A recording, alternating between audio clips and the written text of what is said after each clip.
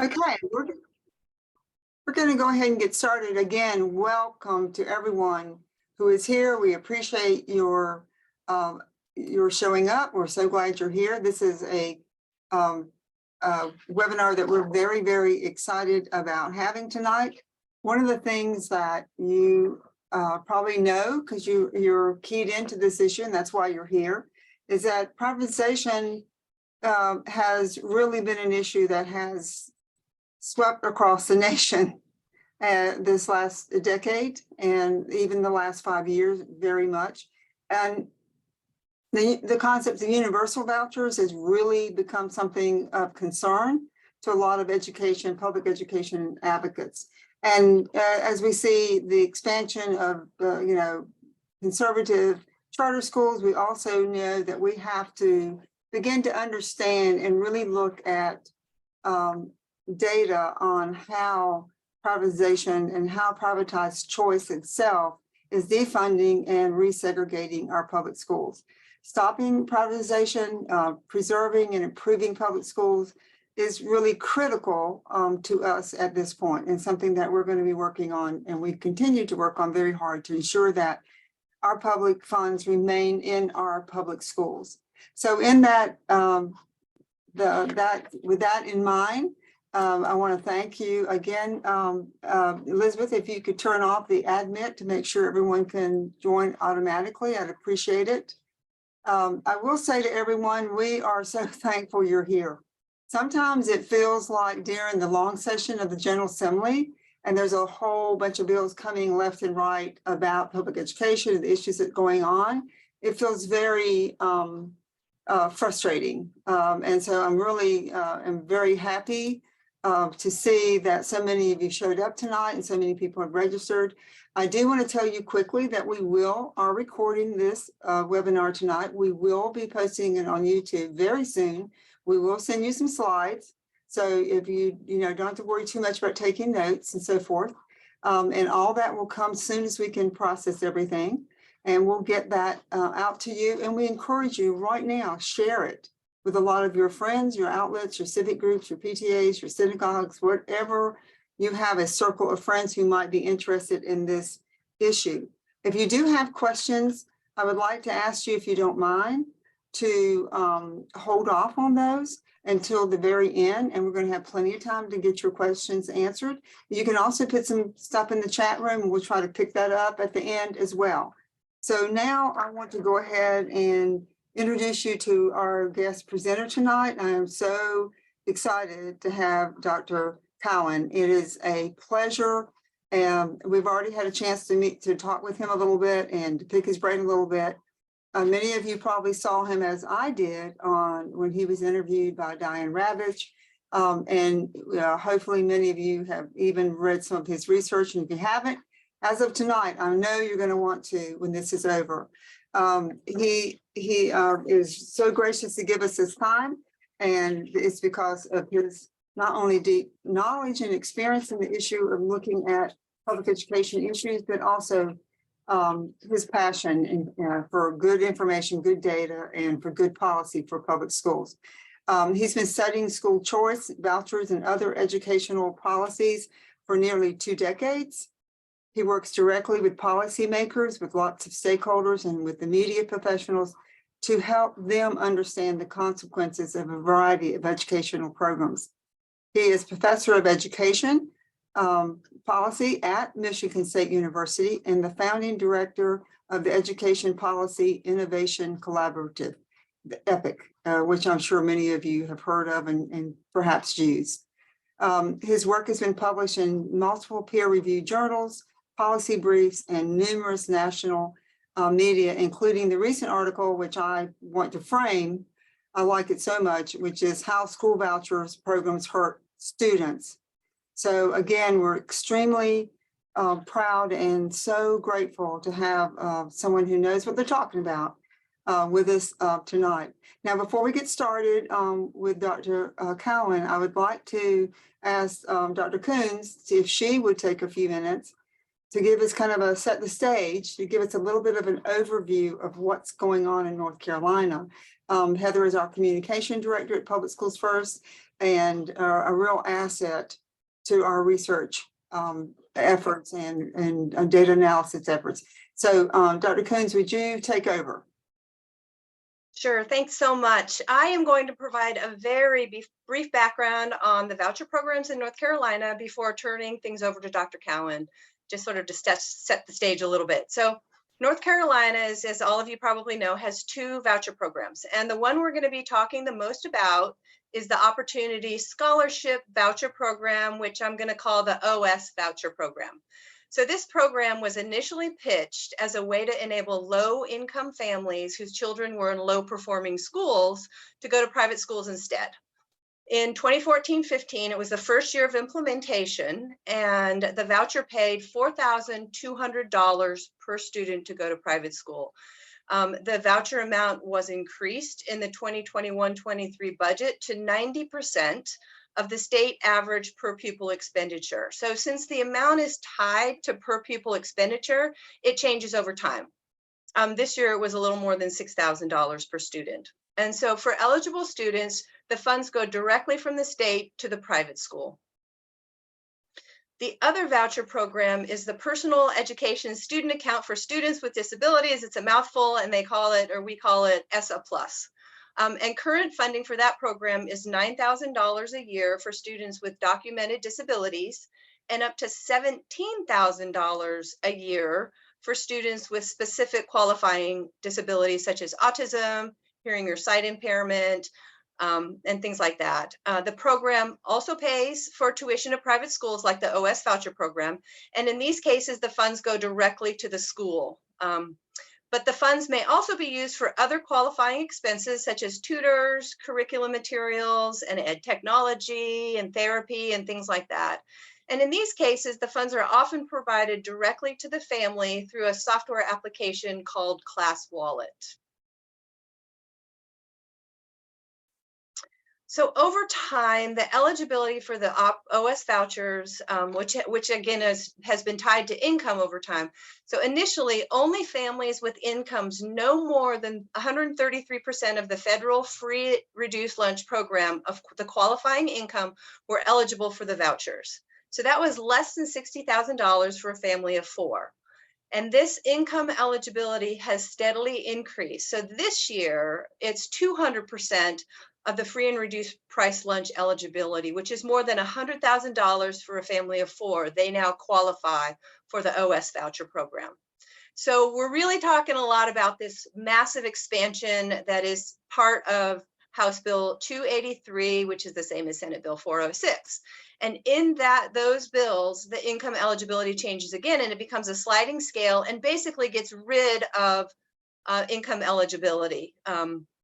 So families with incomes, as part of these bills, families with incomes at or below 100% of the free and reduced price lunch eligibility, which is about $55,000 a year for next year, they'll get 100% of the average per pupil expenditure, which is going to be about $7,200.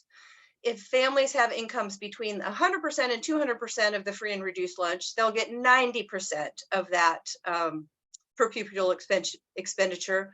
If they go between 200 and 450%, they'll get 60%, which is going to be about a little over $4,000 in the coming school year.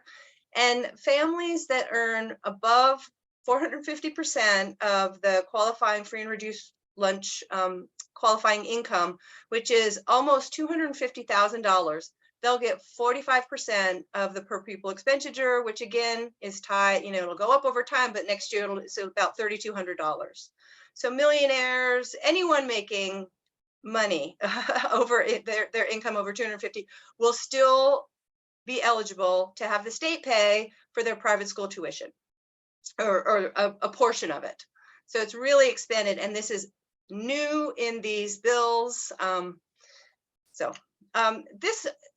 this chart, I just want to show you all how incredibly fast the funding has increased for these voucher programs. So this chart is really crowded, but it shows you the basic trends. So the orange bar are the initial voucher allocations. And so in the first year of funding, I have a little arrow there, nearly $11 million were allocated to the vouchers. And in that year, that first year, more than half of the money that was allocated was not spent. There weren't enough people who wanted it. In fact, there have been unused funds every single year of the voucher program. And I'll get to that in a moment. The blue bars in the chart show the 2021 budget supplements and then the additional expansion in the supplemental budget in 2022 last summer. And then in red, you see these massive increases that are planned through these bills. So if these pass, the voucher funding is set to top $520 million per year starting in 2032-33. That's to send kids to private schools, and many of those students already are going to private schools and the families make a lot of money, you know, so that's a lot of funding that could be going to our public schools. So what's interesting is that, as I said, the voucher money hasn't been expended every year, right? So in the previous budget, they said that the program could use up to $500,000 every year to market the program because it wasn't being fully utilized. And in the current House budget that's up for discussion right now, that allocation goes up to $1.5 million a year to market the Opportunity Scholarship Voucher programs. So that's a lot of money that's going to push out money to private schools. Another thing that I want to point out is that as more money is being spent on the programs and more money is spent to market the program, there's even less accountability. So I just have this screenshot here. So in this current House budget, the requirement for the private schools to submit test performance data to the state has been removed. You see it's crossed out there. So previously the test data was never made public. It wasn't public record, but at least it had to be submitted. So at least we could think the kids were taking a test, right?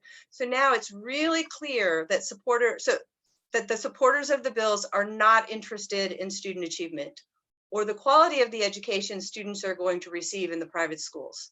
So this is really unfortunate because the North Carolina Constitution states very clearly that the state is responsible to provide a sound basic education for every student.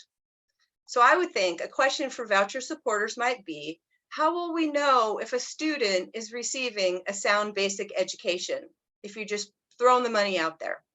Another question could be, well, if it's not important to know about, if you think it's not important to know about academic achievement or growth in private schools for these students, why don't we just stop using the A to F school performance grades in public schools too? So with that, I am going to stop sharing and turn it over to Dr. Cowen so he can share his great information to all of us. Thanks, thanks Heather, thanks Yvonne. Let me go ahead and share my screen and we'll get started here. And I hope everybody can see this. I appreciate y'all being here. I appreciate the nice introduction. Usually I shy away from that kind of detail, but I think it is relevant for what I want to talk about tonight. Because listen, you guys, I'm tired. I've spent the last year having conversations like this one, and it's not really in my wheelhouse professionally. So the last 20 years, really, both in graduate school and doctoral, my doctoral program as a master's student before that, and then coming up through the ranks of a fairly typical academic career, school choice has always been part of my research portfolio and was part of some of the very early voucher studies as an early career analyst that are now cited as some of the positive elements of voucher research.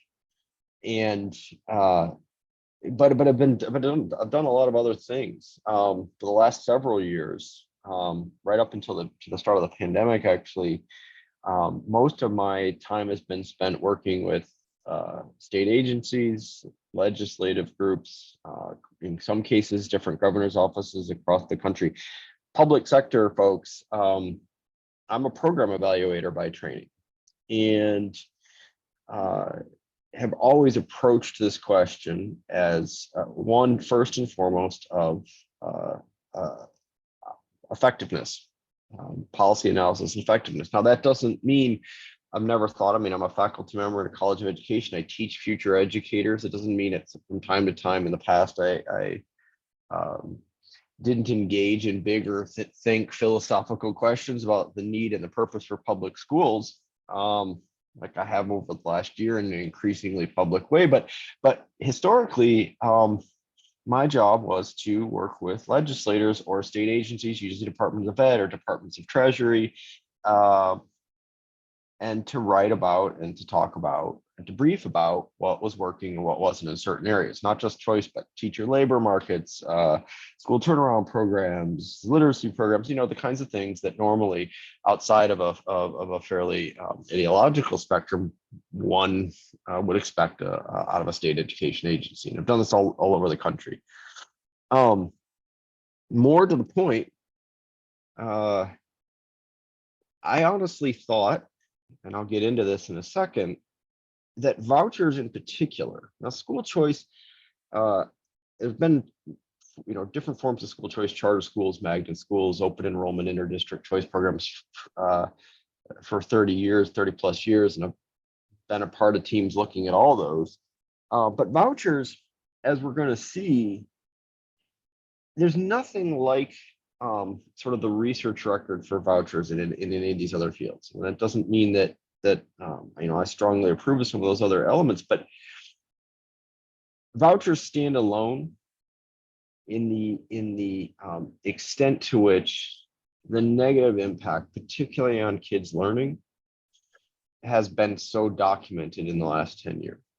And so about a year ago, a little over a year ago at this point, you know, one of the many hats I wear as at this point in my career is I'm on the 5-person board of directors for a school choice research center that's a research and development center funded by the U.S. Department of Ed, actually funded by the U.S. Department of Ed while Betsy DeVos was secretary.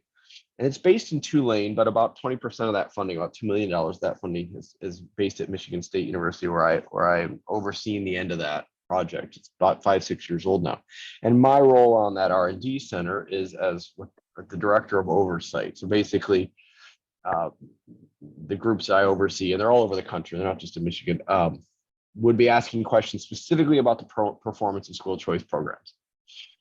But most of those are charter schools, with the exception of a place like New Orleans, where they do have vouchers as well. And when I got a call from NBC News about 15 months ago to talk about the voucher plan that Betsy DeVos was pushing in my state here in Michigan, I kind of laughed out loud because I hadn't been talking about this stuff for years at this point. Because for the last decade, up to about a year ago, give or take, vouchers were sort of in a stealth way kind of appearing in some state legislatures, but this big national push, of which your state is now a part, was not yet kind of fully formed.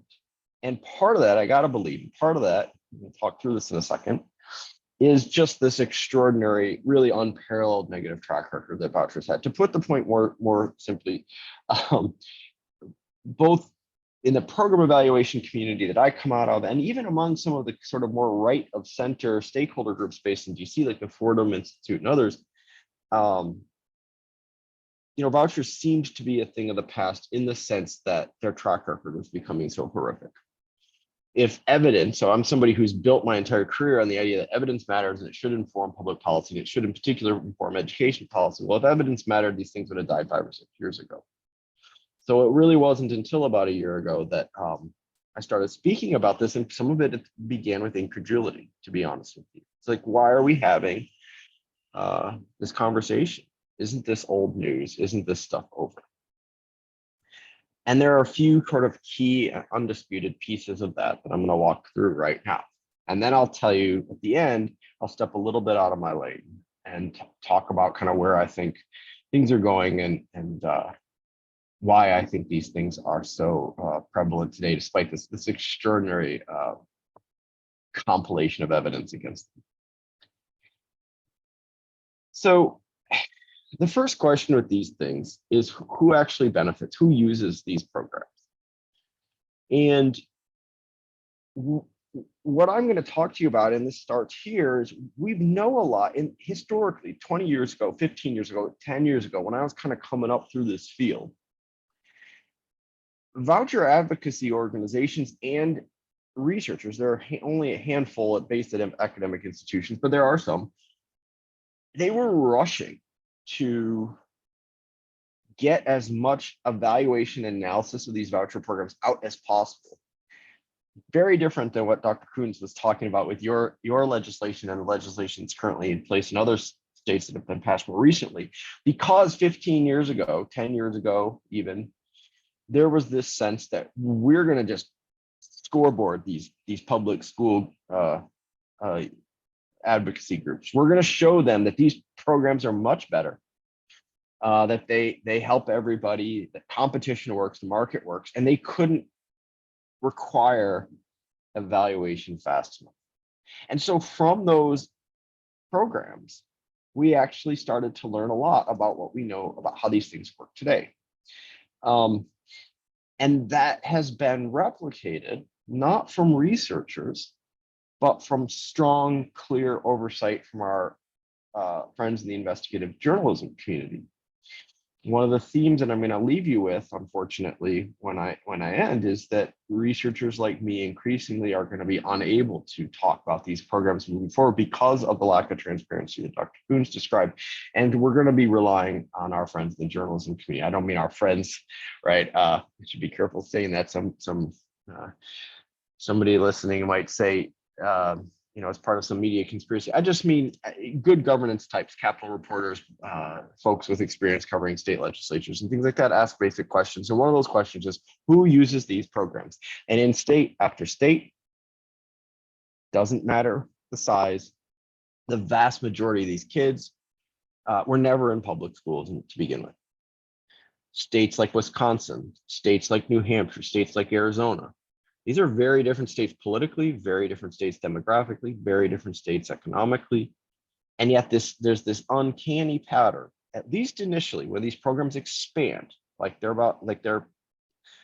perhaps likely to do in North Carolina, when they expand, and just the way Dr. Coons is describing, about 3 out of every 4, give or take, students were never in public schools in the first place. Now, some were in private. Probably about half of them were already in private school in some sort of grade above kindergarten. Some were in kindergarten. Their parents perhaps never had any intention of sending them to public, but they were in kindergarten. And then increasingly, these kids come from homeschool.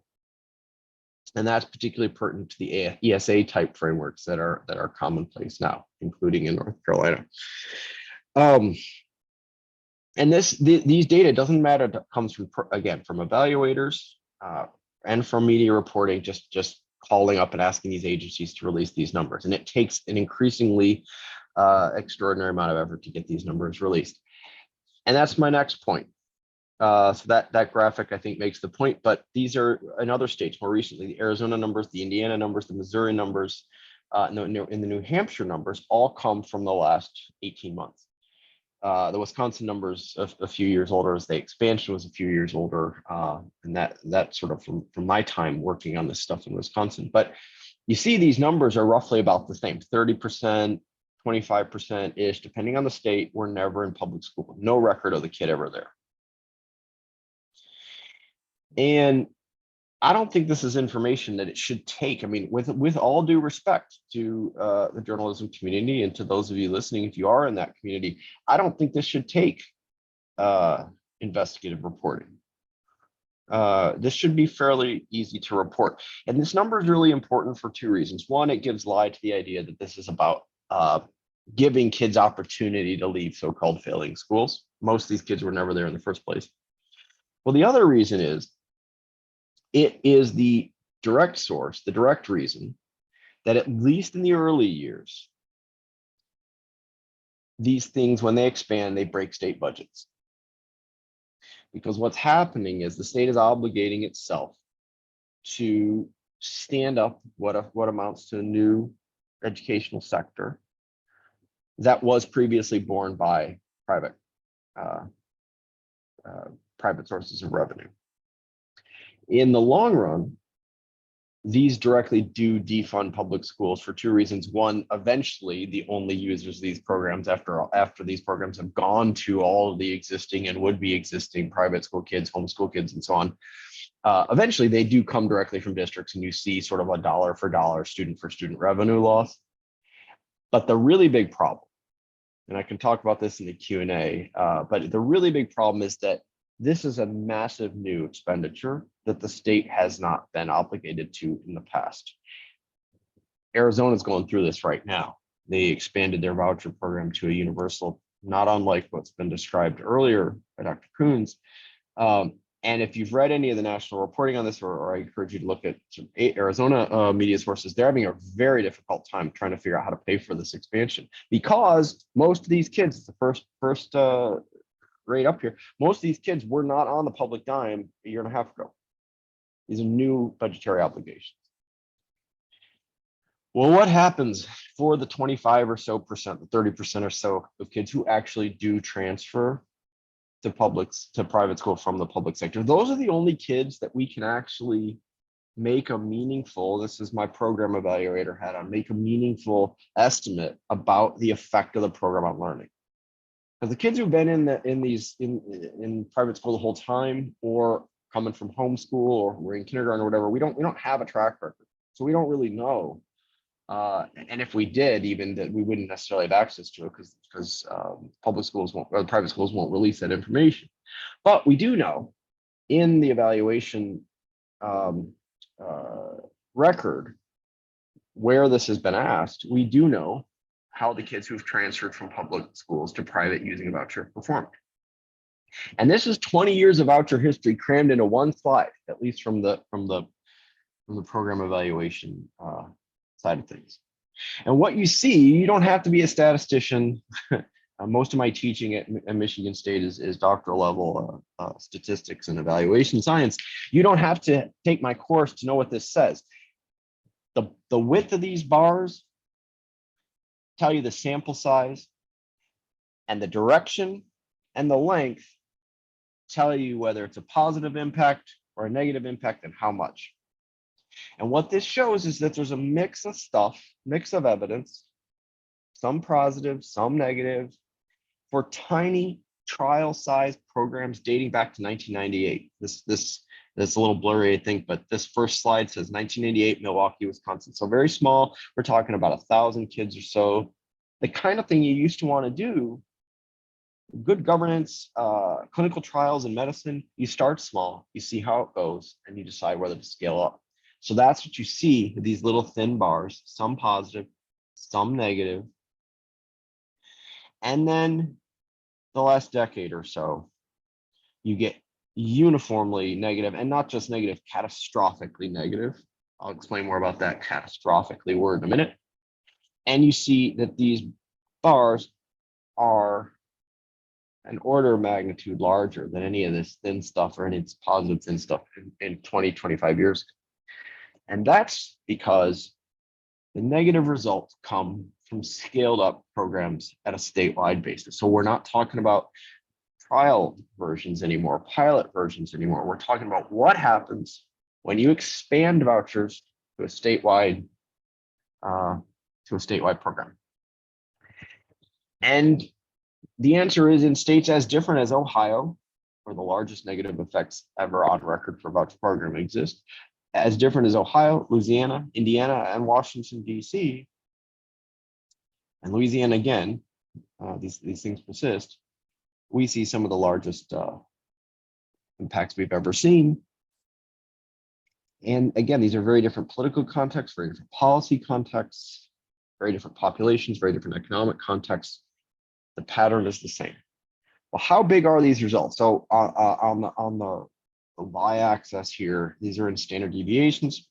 Taking a stats class, it just means the sort of average. It's just tendency away from the mean. And these range from negative 0.05 to something like negative 0.15. How big is that though intuitively? The COVID-19 pandemic, what that did to test scores on state nationally normed exams comes in at roughly a quarter of a standard deviation decline. About negative 0.25. It depends on the study, sometimes a little less than that, sometimes a little more, but negative 0.25. So citing the NWEA exams on this. If you're familiar, if you're in the public ed community, you know the NWEA, the benchmark exams. So those have declined for about a quarter of a standard deviation since COVID.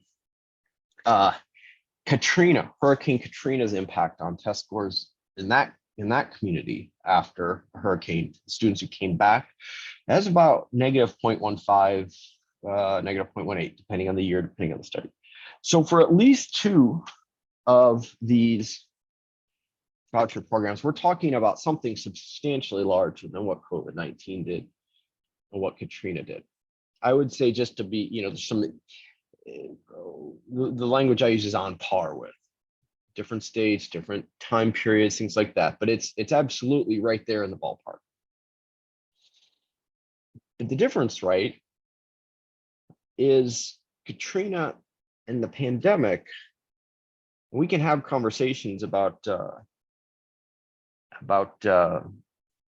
human impact and making that worse, those impacts worse, but those were natural disasters. These are policy design. And I gotta say, like, neither this graph nor this one, in the fairly siloed, kind of academic world, when I said a little while ago, aren't we done having this conversation? This is what I meant.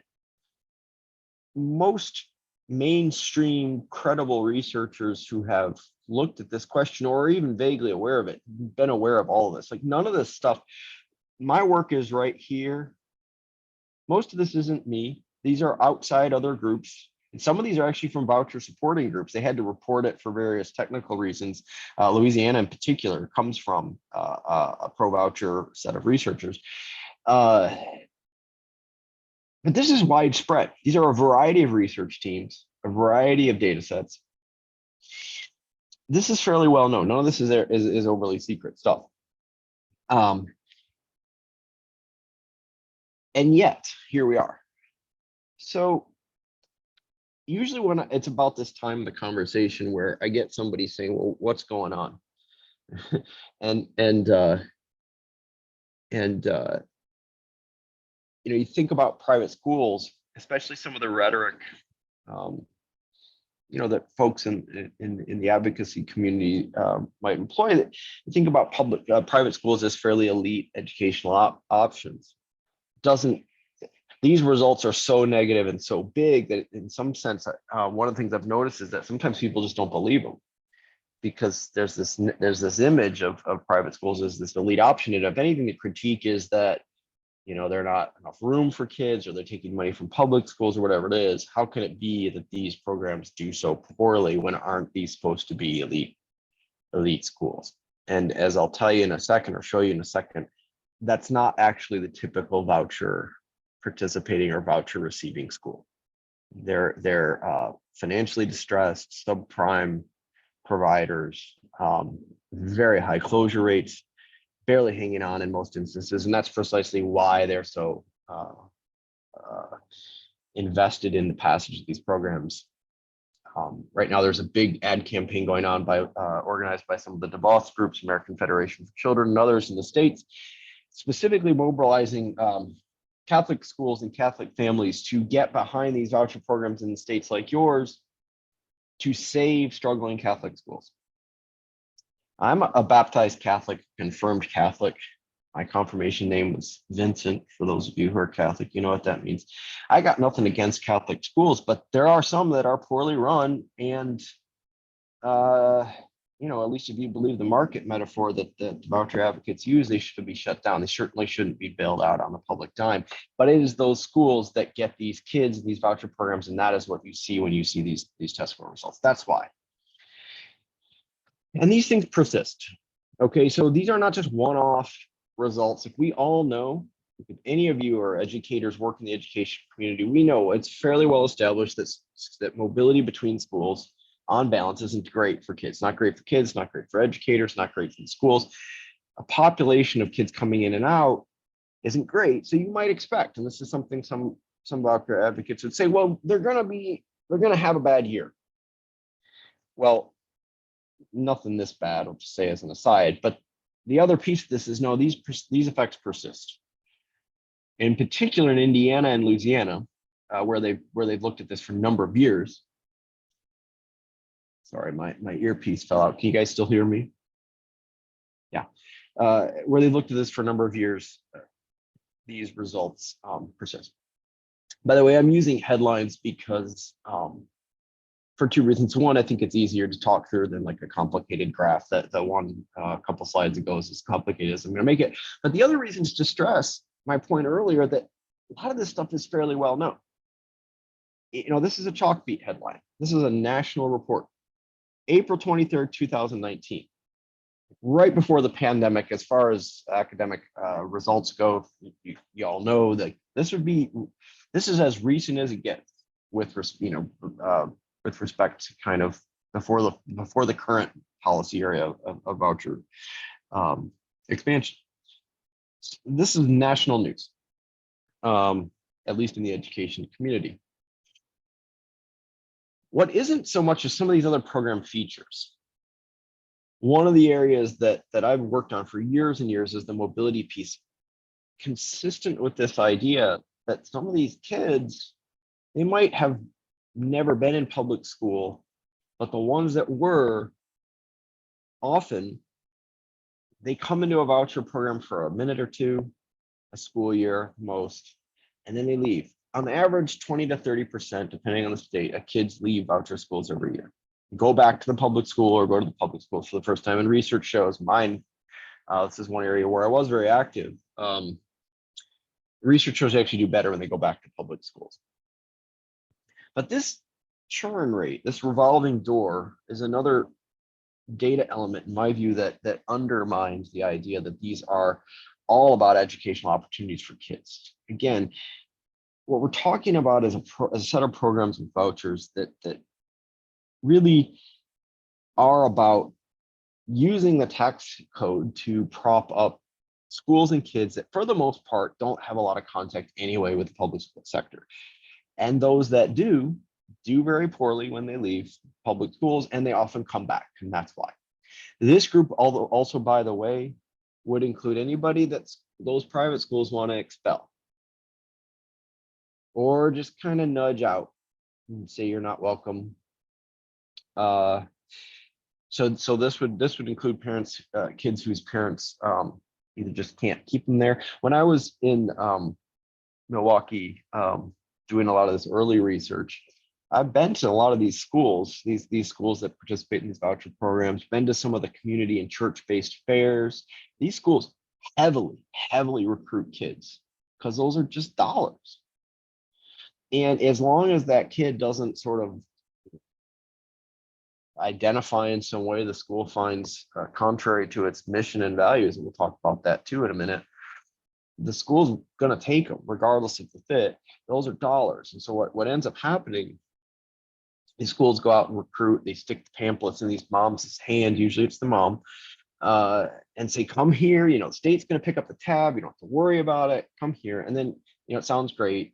And for a little while it is, and then it doesn't work so well and the kid leaves. And we see pretty consistently the kids that leave these programs, it's not just, even in the means tested, the income tested programs in the like they exist in the early days, or the current status in North Carolina right now, you're still talking about poorer kids, even among a lower income set of kids.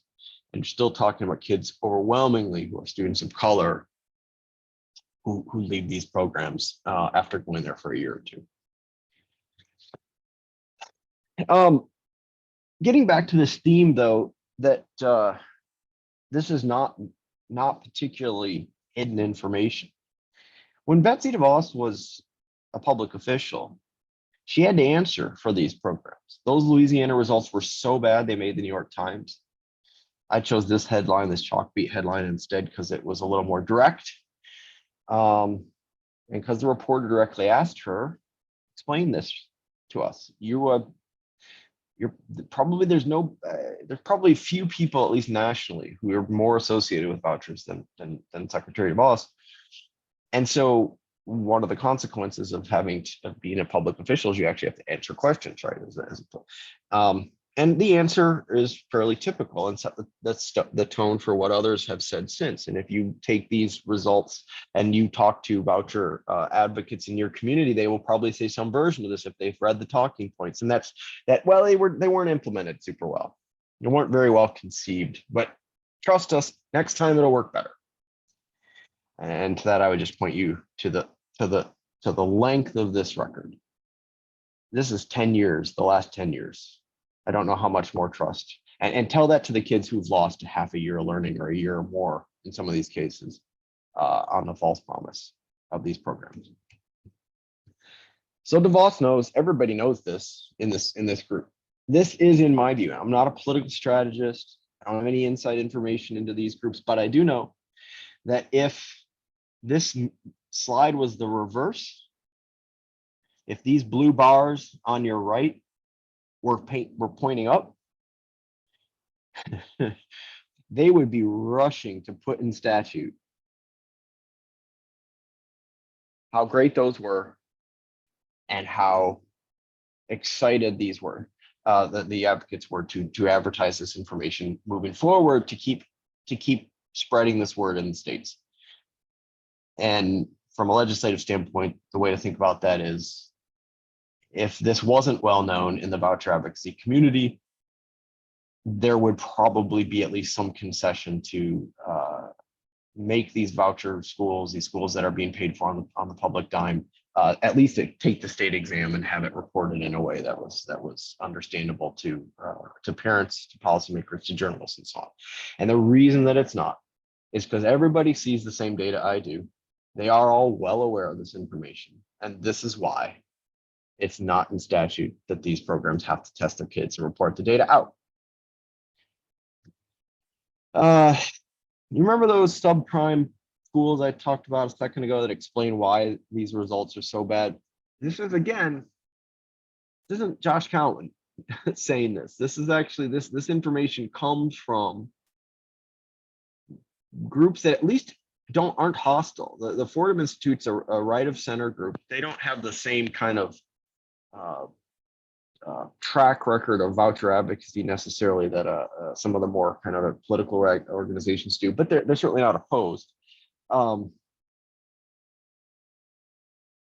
School closures, program failures in these vouchers systems are pretty well documented. In Wisconsin, this is the country's oldest voucher program. 40% of voucher receiving schools have closed since the program began. And more importantly, in my view, than that closure rate at this point is what happens when these programs expand is they create this kind of new subprime market for pop-up schools. All of a sudden, everybody's got a dream to educate kids and take the taxpayer dollar to do it. So you see churches that didn't have schools all of a sudden set up one in their basement. And I've been to some of these. You see, in some cases, well-meaning NGOs will start, a group of museums, like a hands-on museum or children's museum, might start a K2 school, something like that. It's really hard to run a school. It's really hard to run a school even within the support system of a community school or public school system. Many of you know, right? It's hard to do, even with the best intentions. So most of these schools close. So those pop-up schools, that 41% rate includes schools that existed well before the voucher program, big diocesan Catholic schools that might have been around for 30 years and then closed. These pop-up schools last less than 4 years. Again, this is why the outcomes for these kids are so terrible. I will say as an aside, a lot of these pop-up schools, a lot of them aren't even trying to teach anything that resembled academics. So you see, again, in Wisconsin, where I was working, a lot of these schools are teaching creationism. That's why these kids score at like the second or third percentile on the science exam, the state exam. You know, more recently, sort of this DEI woke stuff that they're opposed to. These are not robust elite curriculum these schools are even attempting to engage in. A lot of this is just subsidy for the larger sort of evangelical goal that these schools are engaged in. And that's, again, that's reflected in the academic outcomes. I want to say a couple extra things too about more recently, one of the trends that I think is getting enough attention now, but it wasn't historically, is that, and this is something to really watch for when the word eligibility gets trotted around your communities in your legislature. You don't have to be an evaluation expert to know that eligibility does not mean access. And that doesn't mean, eligibility doesn't mean access in a lot of social policy contexts. It's not just private school tuition. Just because a kid is offered a voucher by the state does not mean the kid will take it, number one. But number two, doesn't mean the kid can get into the school the parent wants them to. In the past, historically, sort of when I was coming up through this field, the big concern there was that schools were just not equipped, and in some cases just outright hostile because it's expensive, but just were not equipped to work with students with disabilities. But there was still at least binding state legislation and sometimes even federal oversight on that particular question through IDEA and so on. There was actually a federal investigation during the Obama years of the Milwaukee voucher program because the student enrollment rate for students with disabilities was so low. It was about 2% of all voucher receiving students had a disability, were flagged with a disability in the state system. And that compared to about 20% or so of students in the Milwaukee public school sector that had an IEP or were covered by IDEA. And so sort of doing the math, right, 2% is about 1/10 the size of 20%. So the federal government did open an investigation. They quietly closed that 3 or 4 years later. But the point is that historically, the conversation has often been about students with disabilities. And I think it's still extraordinarily relevant today. But it's not just that anymore.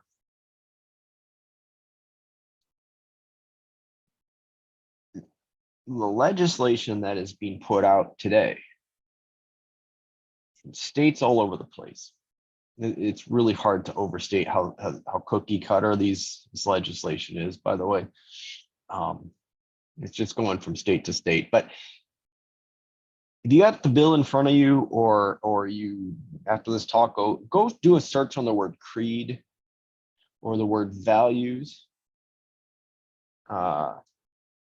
You will find that there's affirmative language in the legislation that explicitly protects the right of each of these private schools to admit children who are only consistent in their identities with that school's set of values, mission, creed, whatever the word. It's always one of those words.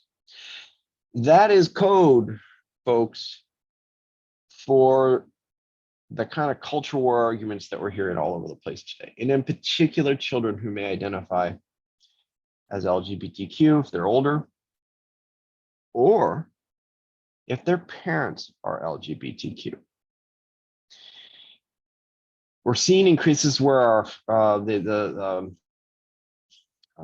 investigative reporters are really doing a lot of work on this, and this is somewhat of an older headline: $16 million to the Indiana voucher program. This is a few years old now.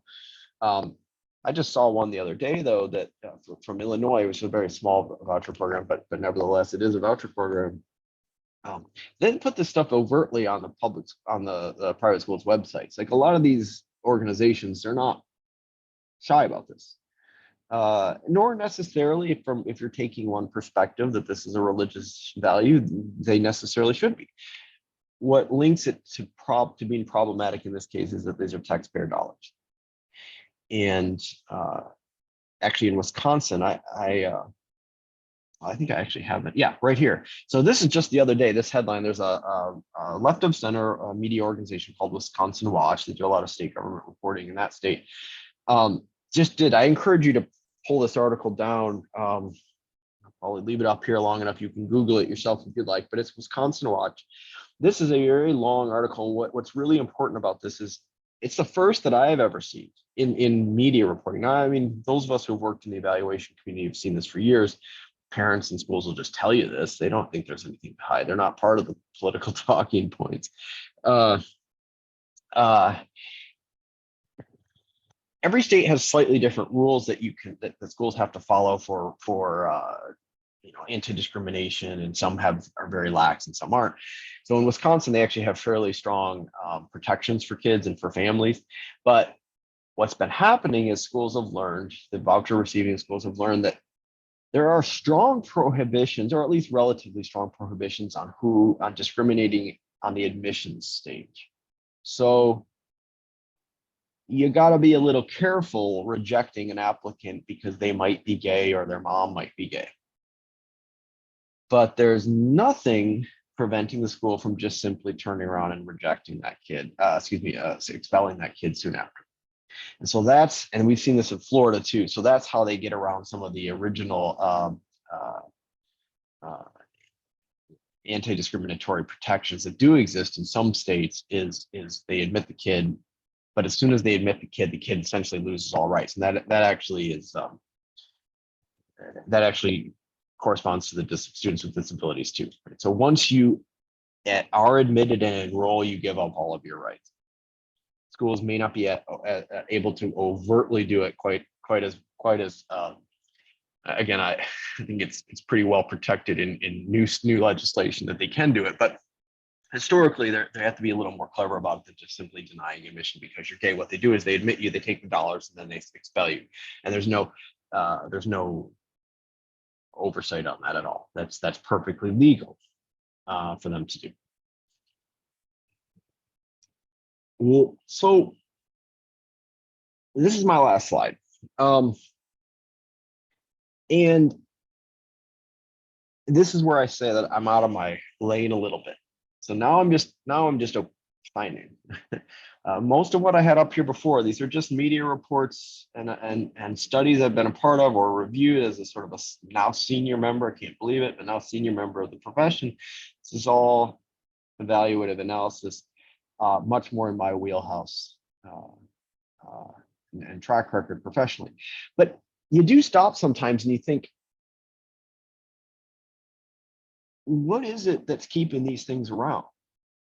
I mean, if you're just thinking strictly about, and I'm not temperamentally kind of a black helicopters guy, and I'll tell you, it took a lot of years for me to even, a year and a half ago, maybe, if I had given this presentation, this is probably where I would have stopped at this slide, because it's just like, look, guys, the evidence shows that it doesn't work, and let's move on. We just got to tell policymakers about it. But what I've realized over the last, 12, 15 months is, there's something else going on. And I apologize to all of you who may have known this for years and years and years. It just took me a long time to learn it. And that's what happens when you specialize in a particular field. You think you're doing, you think what you have to say matters in some of these places. You think if you just show them what works and what doesn't, the facts will speak for themselves. Well, that's not true with vouchers, because we're at a moment now where these things are spreading at a higher, faster rate than ever before, despite, I cannot overstate how devastating, like, we don't get stuff like this. I can tell you a data-driven story for why the data show that a teacher shortage doesn't quite exist to the extent that stakeholder groups might say. I think the data's missing a few things, but I can tell you a data-driven story. I can tell you a data-driven story on behalf of science of reading, and I can tell you,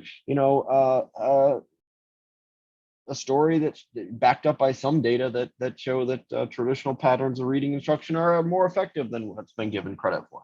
I can, different PD programs for teachers. There is such a thing as fairly consistent patterns of evidence, but nothing like this. Most of the time, it's kind of a win if you can go to a policymaker. And I say this in from the other stuff that I've done that has nothing to do with choice. If you can go to a policymaker and say, yeah, two out of four, 3 out of 4 studies show, yeah, this thing seems to be going okay. Usually, you have to kind of present the preponderance of the evidence and kind of just say, I think it's working. The data seem to suggest it, or I don't think it's working very well. Data aren't totally clear. You just don't get stuff this stark most of the time. So, you start asking yourself why. At some point, you go around after you've been called by 60 or 70 different reporters, and you walk them through this, and you send them the citations and the links. Well, I've just started listening more to these voucher advocates. Instead of just trying to kind of talk through the data, I've started to just listen, and they're actually quite explicit. I mean, not when they talk to like the New York Times or Newsweek or, these glossy ad campaigns they run, probably running in your state right now to prop up support for this stuff. But in the echo chambers that these folks work in, and I think no one's hiding this. At this point, you have to see this. I am convinced. Again, this is not my area of expertise. I'm just saying this as somebody who's seen the data and seen the data ignored. I think the fact that these things are a fundamental basic tool in this larger culture war has to explain their existence and their persistence at this point.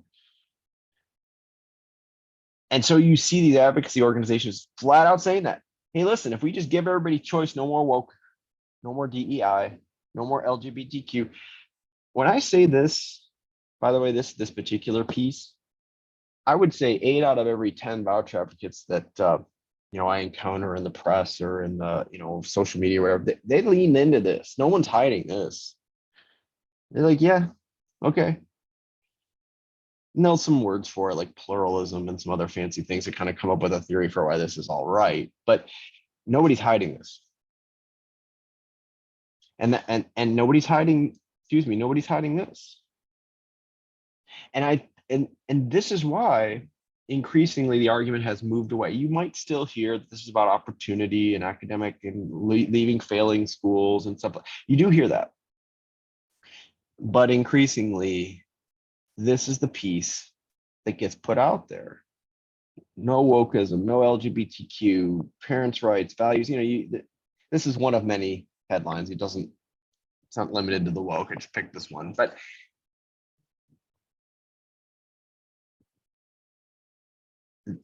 and that's hard.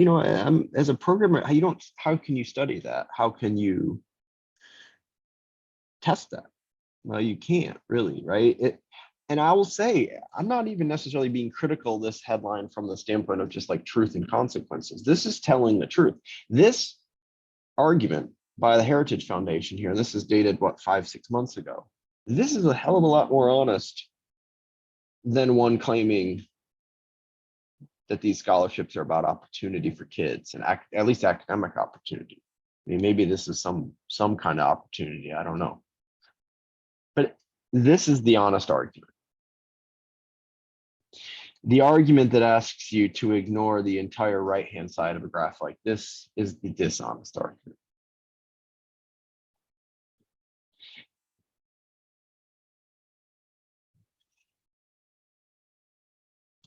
I got a couple extra notes here just telling you about the sources.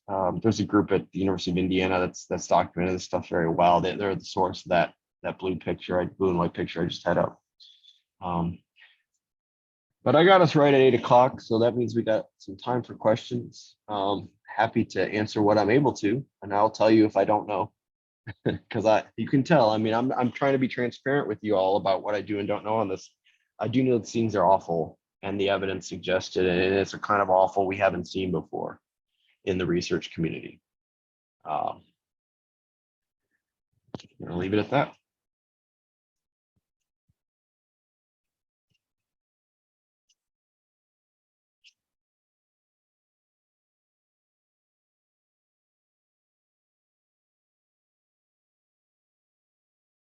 Okay.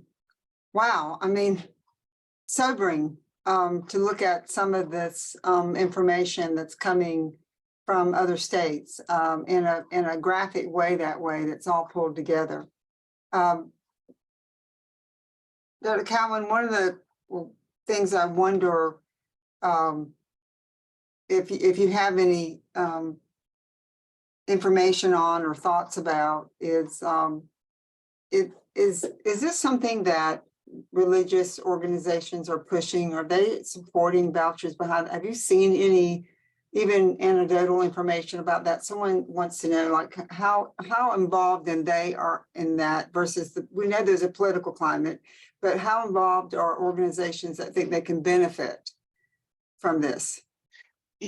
You know, it's a good question. I do know that the national political groups, and I only know this because they've spent a lot of time attacking me and others that you start to listen at some point, but have really done a lot of work mobilizing some of these organizations. I do know that in Illinois, for example, the Diocese of Chicago, is, I think 80% of the kids using a voucher in that state are in Diocese of Chicago schools. So, you know, from the standpoint of just simple interest group behavior, it's one way to think about this. Like, in some sense, they're not necessarily doing anything differently than you would expect, right? Particularly those that might stand to be able to keep a school open for an extra few months. There's a St. Louis Post-Dispatch reporter named Blythe Bernard, who's doing some really interesting reporting on this issue right now on diocesan schools and their interaction with the voucher program in Missouri. And she's keeping careful track of the Catholic schools in that large archdiocese, St. Louis, that close anyway. Both close on an annual basis and have closed despite being propped up for a year or two extra on the voucher program. I would encourage you to look at some of that sort of fairly mainstream media reporting on those issues. Those big papers, the Chicago Sun-Times and Tribune and the St. Louis Post-Dispatch, are covering this stuff really carefully because it's, you know, part of the readership. I am sure that this is part of the larger. I'm sure the answer is yes, but apart from some of those larger diocesan efforts, I don't know. And you know, there are sort of pretty strict tax code rules too about the extent to which some of these groups can actually. I don't know how well they're followed, but you know, in theory, a diocese isn't really supposed to be engaging in, certainly not in threatening to primary legislators like you're seeing in Texas right now. That I think is my general sense is this is more of a political coordination than a set of religious efforts, but that doesn't mean that there aren't organizations that are themselves, you know, setting up a C3 or something to do it. I don't know for sure. Okay, I want to make sure. I want to, if you have a question, look, it's time to, you can unmute yourself and raise your hand, or just start asking your question, because we really want to make sure that we use this next little bit of time to make sure that you get to make your comment or pose your question. So Yvonne, I want to jump in with a question from the chat. There have been a number that I've been seeing, but one from really early on, I think brings up as something I think I saw in an article in North Carolina recently where people were talking about the reduction in funding. And the question is, how does the reduction in funding caused by the transfer of funds to vouchers affect public school students' performances? So I think that's a point that some people are saying that, well, actually it helps public school students. So I just was wondering what you might say to that. Yeah, listen, there is evidence out of Florida and one study out of Louisiana that does show that what you're describing are called competitive effects in the economics literature. There are 3 or 4 papers that show that introducing competition through a voucher program will, at least on the margins, increase test scores in the surrounding public school community. And I, from the standpoint of calling balls and strikes, those things exist. I will say those studies are actually of a substantially higher quality than any of the sort of shoddy academic research showing that vouchers help kids actually using the voucher. So it's a little nonsensical from my perspective for the advocacy groups to point to these 3 or 4 studies that are incredibly well done and rigorous, and then to tell you to ignore all of the incredibly well done and rigorous studies showing that kids who actually take the voucher suffer COVID-19 size academic learning loss. And that points to my larger response, which is, all of those papers, by the way, all those reports are looking at what happens when you introduce the voucher threat to communities that are particularly vulnerable for a loss of funding. So basically what that's saying is that if you threaten at-risk communities, low-income communities, and largely communities of color with funding losses, their test scores will marginally increase. I can't deny that there is the existence of a handful of papers that show that. What I can deny, at least from the standpoint of from a normative standpoint, is I reject the idea that is how we want to be making public policy in this country. I mean, and you think about that alongside these catastrophic negative impacts for the kids who actually use vouchers. I don't see this as, well, they're gone, they left the school, they left the sector, that's their problem. I don't see it that way. These are all children, at least historically too, these have all been vulnerable kids. It doesn't matter which sector. And remember, for the kids who do leave those public schools, that threat of funding loss because those kids have left those public schools, those are kids who are overwhelmingly low income and vulnerable too, and they've often been sold a bill of goods by these voucher organizations and these schools with a larger, broader ideological agenda to defund and close public schools. So I cannot think of another area of public policy, not healthcare, not in social welfare, not in transportation, not in military, whatever it is, where the argument is, well, for the users, this thing is going to have catastrophic long-term effects, but there'll be some positive side effects over here. So we should go ahead and do the policy. Think about it, we don't actually make policy in any other area like that. So why should we do that here? I would also reject the idea that what's wrong with our public schools is lack of effort, and that we just simply need to make them try a little harder to earn their daily bread, which is the rationale behind these programs. So, again, there are a handful of papers and reports that do show this, but then the question just becomes, well, I will say this too, alongside that track record of vouchers over the last 10 years for the user, what we call the participant effects, what happens to the kids' test scores who take it, that's what I've talked about tonight. Alongside that consistency and that pattern, we've also seen, beyond any shadow of a doubt, that direct and sustained investments in public schools with dollars has long-term sustained effects, and not just in academics, wages, lack of contact with the criminal justice system, lower crime rates, future educational attainment. So if the goal were simply, think about the rationale, right?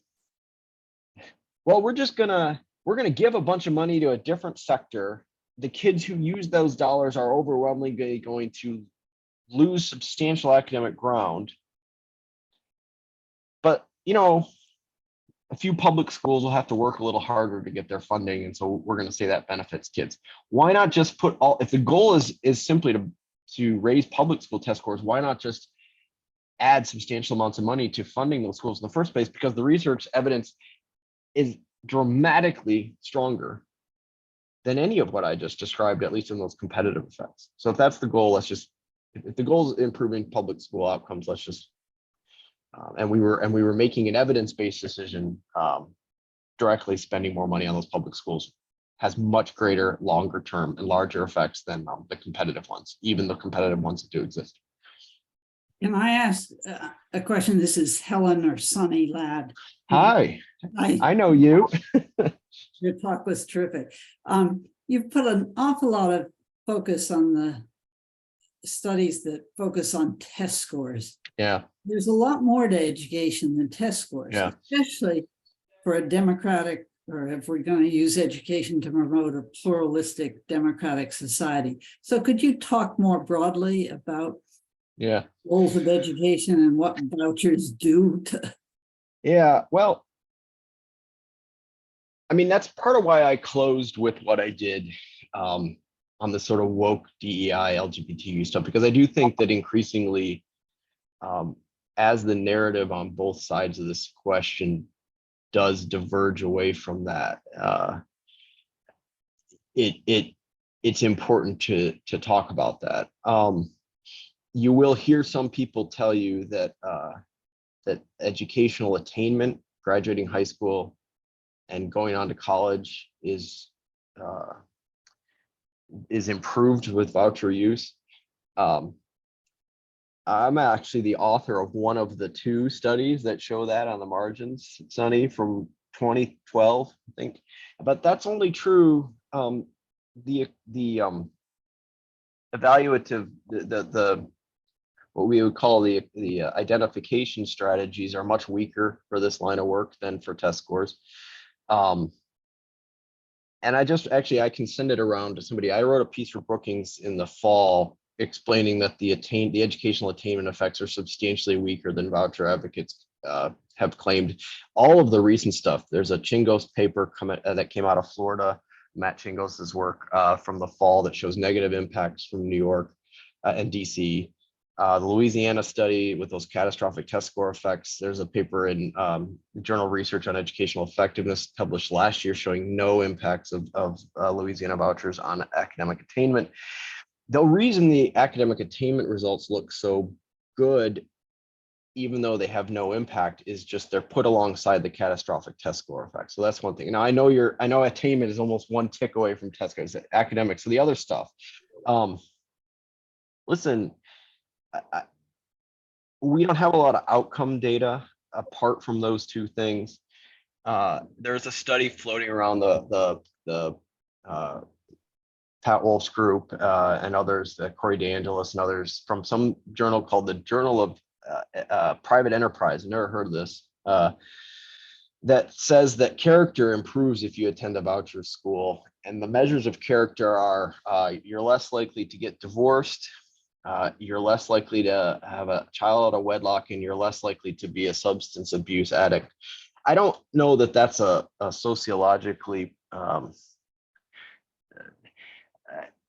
I reject those are measures of character, I guess I would say, right? So in the sense that there's non-test score, non-educational attainment impacts in this literature, at least on the pro-voucher side, they are entirely sort of driven from a theory of action that conforms to, frankly, to religiously based definitions of positive outcomes. I think, there's some evidence for some of those things, right? But the other thing I'll say to this, and again, this part I'll acknowledge is out of my professional wheelhouse.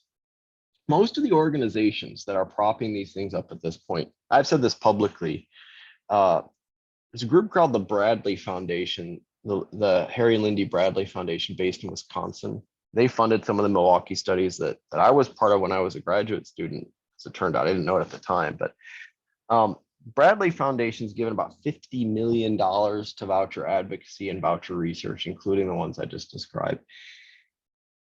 The board secretary of the Bradley Foundation is someone named Cleta Mitchell. Cleta Mitchell made news this week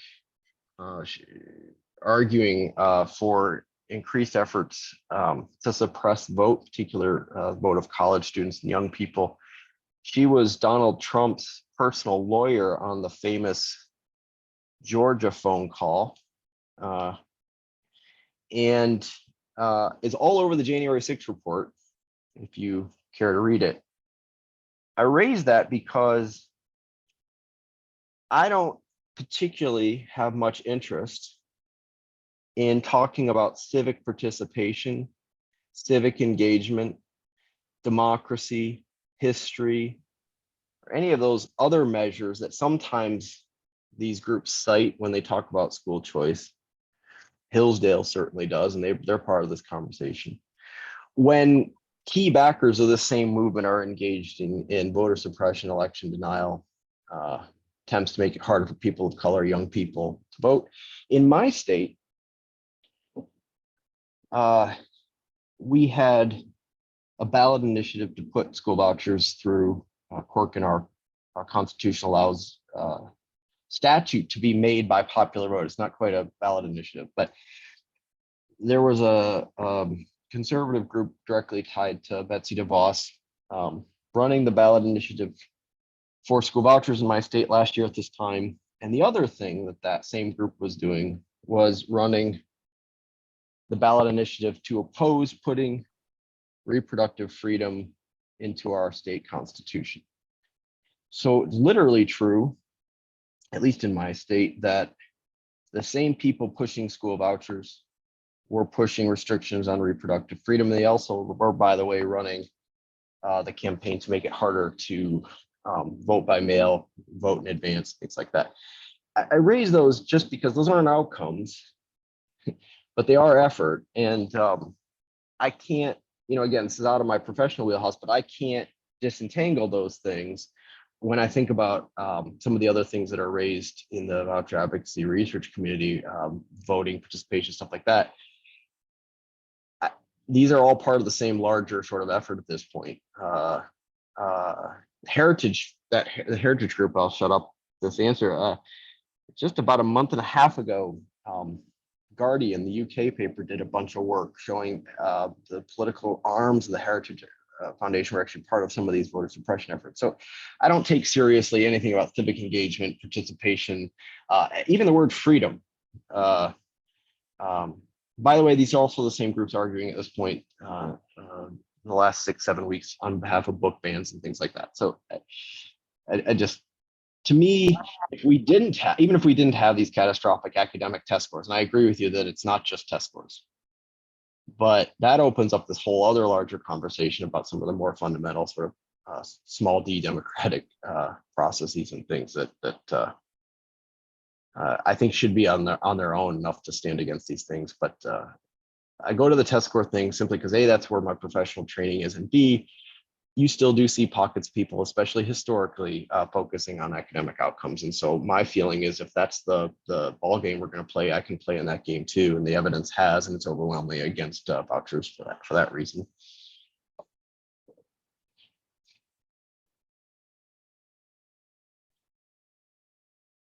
Dr. Ladd, we're so glad to see you here. Dr. Ladd has been such a resource for charter school data and information and documentation, and over the years, I don't know what we would have done without her.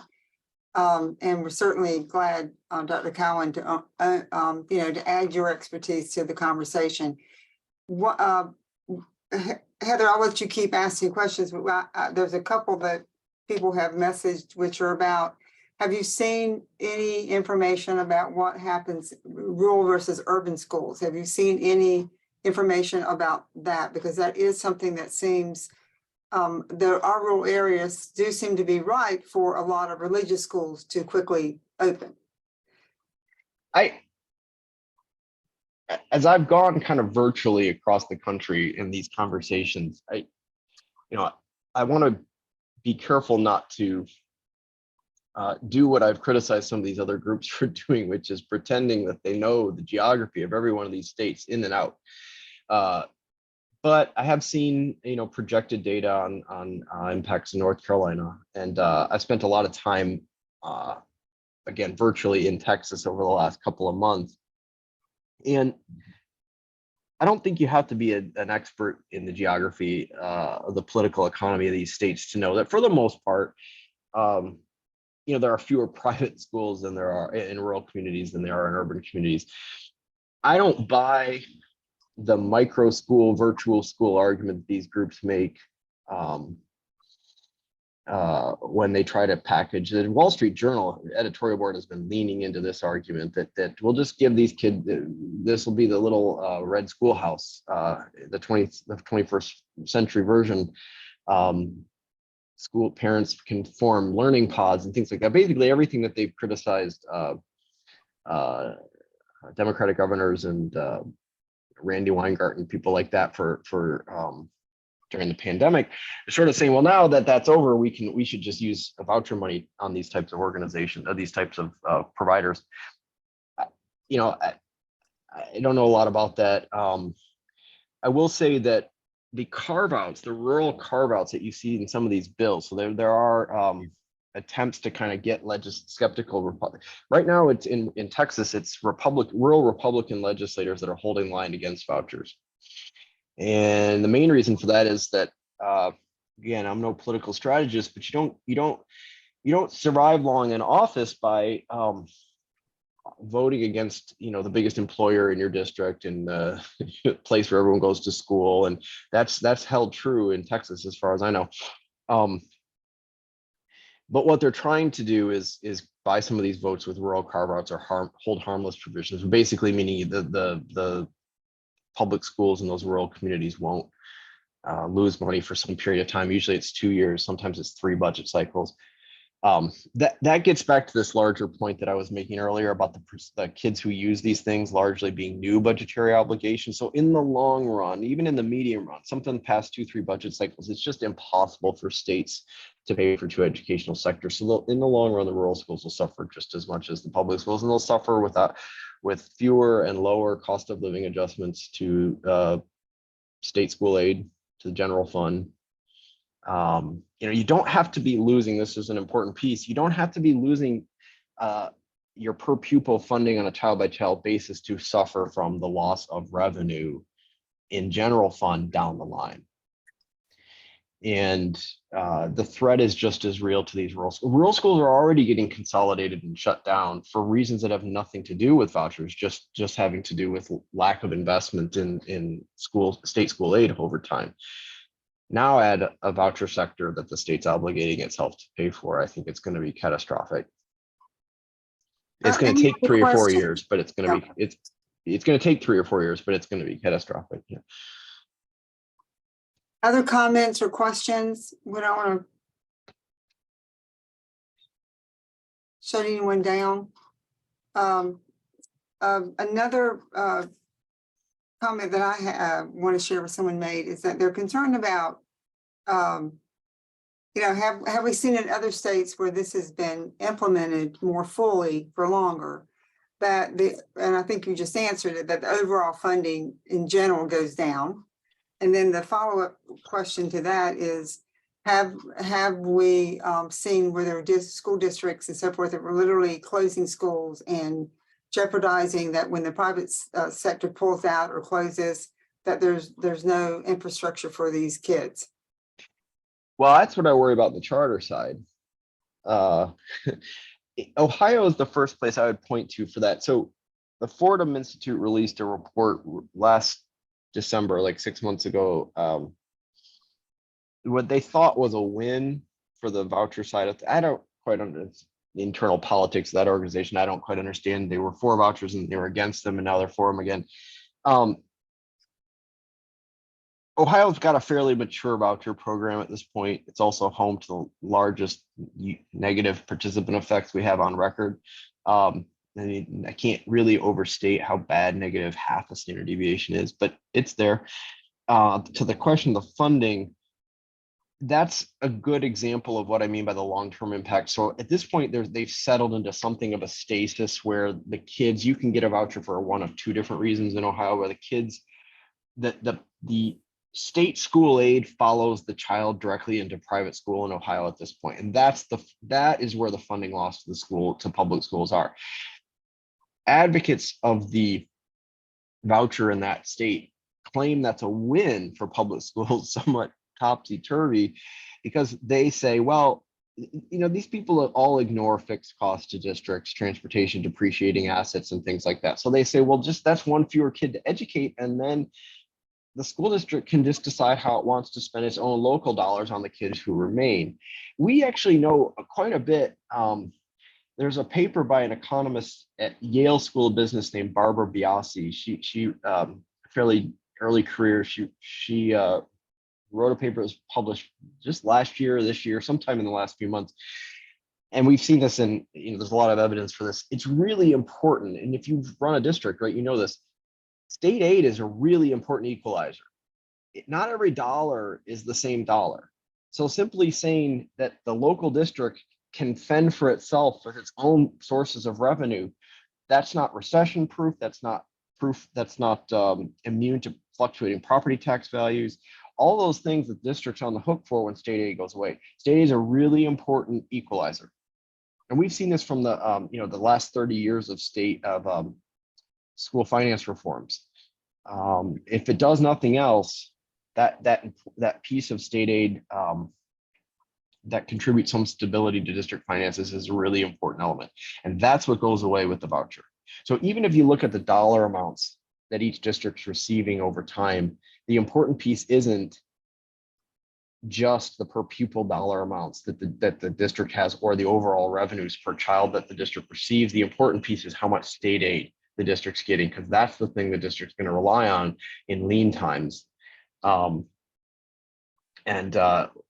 We know this is, it's not just important for equity, it's important for outcomes too, like intergenerational mobility.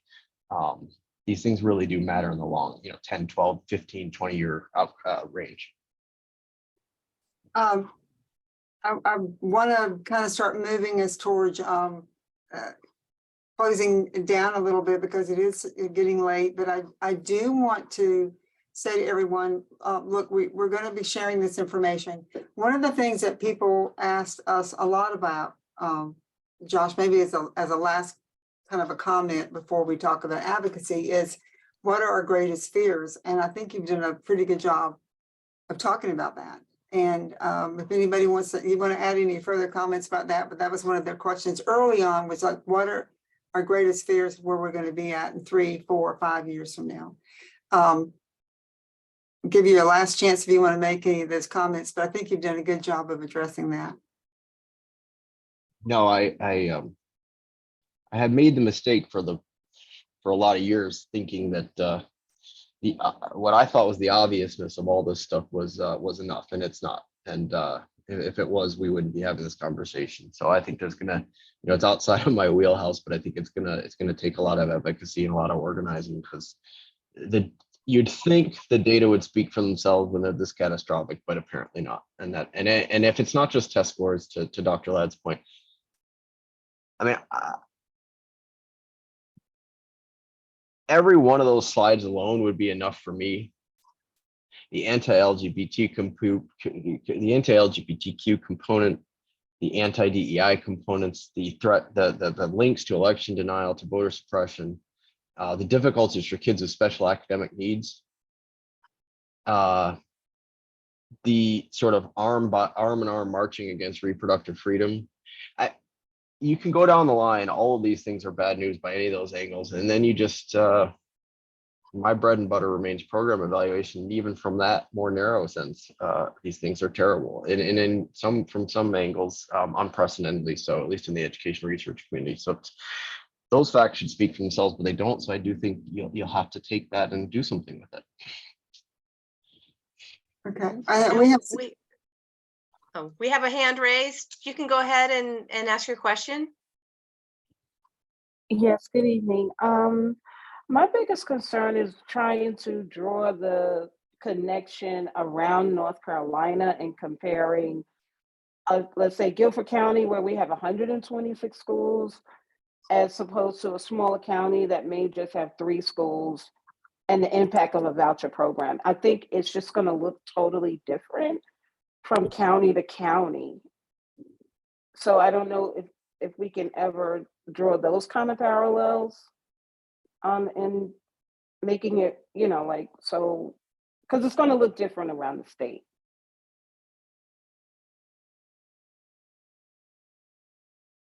I think I would conceptually agree with you. I do worry that folks like me are going to be, I guess, increasingly less relevant to this conversation in those 3 or 4 years.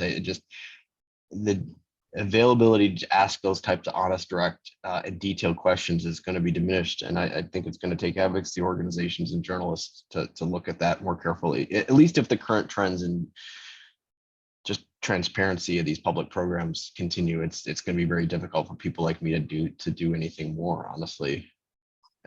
Well, and Dr. Ladd's already seen, even with charter school data, that we used to have full access to a lot of things around race and other demographics and lots of other stuff, and that has not been, all of a sudden it's not reported. And so if you're not willing to go to extreme lengths to try to obtain that information from some of the agencies, you just can't get it. And I do think that we're finding across the country, to Dr. Cowen's comment, less and less information available. More and more states are saying, these are the guidelines, this is how you apply, good luck, and there's no accountability. Now, I do want to say to everyone that we do believe it's really important that you reach out and share with all of your legislators your views. We have a petition that you can sign. You can go to our page. We have go to our website. But it's really important just to call your legislator and really share your views. And they do count these calls. Now, can we stop the runaway train? There's some real worry about that, right? But we do have to push to get every guardrail on this process as we can. Other states that I've been talking to you about, we've been talking to as an advocacy group, are telling us that about the only way they can fight back right now is to kind of make sure that people know that you're a taxpayer, you deserve information and accountability, and this is not any of those things. And I also, one of the comments where someone said is that the comment woke is loaded, right? Because it's typically talks about and has been a part of race, calling out racism and being woke to racism and discrimination in general. And of course, they use it in a lot of different ways. Yesterday, I talked to a representative in the General Assembly, and I said, look at some of these articles. They even say their goal is to do this and that. And he said, yeah, I really appreciate when the media calls out that you can make it a choice about what kind of kids are in your school. That helps us. I mean, he literally thought that was information that helped his case. And he's saying it's all about being able to choose what kind of children your children sit next to, and there's nothing wrong with that. So this is the kind of people we're up against right now. So let's go to the wrap up to the next slide. We really appreciate you coming. We are going to be we have recorded this. We are going to be sending it to you. I invite you also to come to our event at the end of the month, where we're going to be talking about what's going on in DC with Congressman Wiley Nickel, and we're going to be talking to Rachel Hunt in terms of things that are going on at the General Assembly. So hope you can join us. I think it'll be also another entertaining evening. Last, I'll say, one of the best ways you can help us and support our work is to go and go to our website, go to our social media. We can advance that slide, Heather. It doesn't matter, but the most important thing is that we are really working hard to put a lot of this information on our website. Go to our YouTube channel. There's a lot of information there. In fact, you'll find Dr. Lab in a couple of those webinars. Please really help us share this information. We believe that it's critically important that we educate and advocate and engage the public in understanding how their dollars are being spent, but also the impact on public education. And I would say in closing, I think all of us believe in our hearts, and that's why we're here, that public education is important to our democracy, that it is a cornerstone of the values and the principles of our country.